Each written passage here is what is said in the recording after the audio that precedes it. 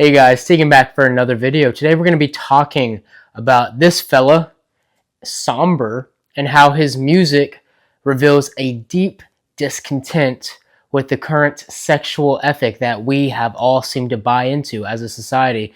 So if that is something that interests you, you find yourself in the right place. Let's talk about it. But before we get into that, consider doing all of the YouTube stuff. Like, commenting, and subscribing, and please consider throwing that bell icon on so you can be notified whenever I upload a video. As I said in the introduction, we're going to be talking about Sombr, and we're going to be talking about how some of his lyrics reveal a deep discontent, a deep dissatisfaction with how us as a society and a young culture view sex and the sexual ethic. I want to be clear from the outset, though, that what I am not doing is some sort of lame gospel coalition attempt to say how to find the gospel in this artist's music.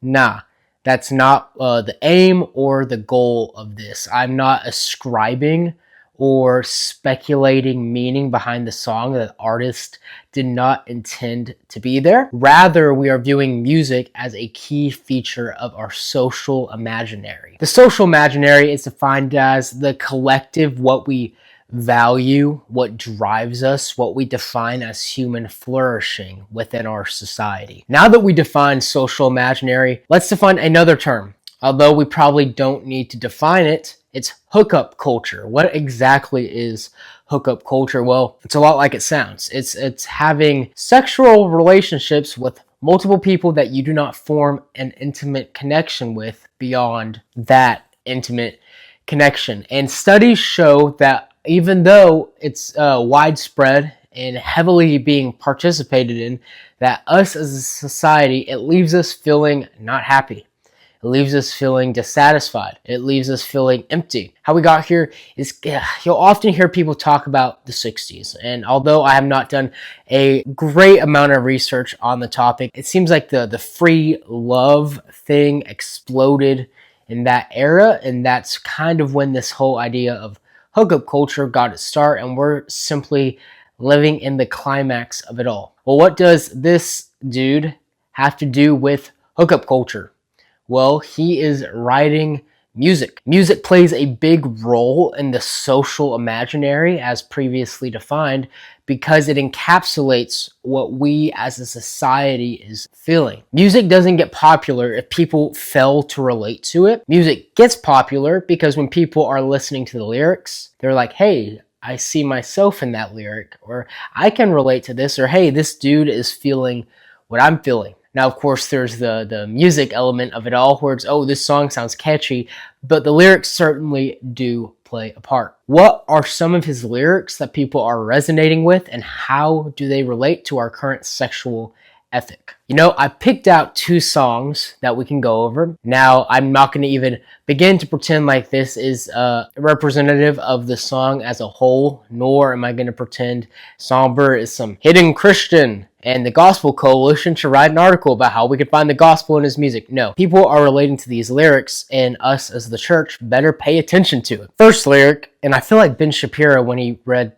that song, it's called Undressed, and it says, I don't want to get undressed for a new person all over again. He's decrying this pattern of hookup culture, essentially, it sounds like. And then back to friends, it goes, how can we go back to being friends when we just shared a bed? Quite on the nose, you cannot, because sex is not devoid of the spiritual aspect of it all. It's simply not just a physical action that is done and then forgotten about. No, there's a spiritual component of it all. Earlier, I used the word sexual ethic. Let's define that for a second. Clearly, and I hope I don't have to define the sexual part, but let's define the ethic part. An ethic is a value system. It's what motivates you.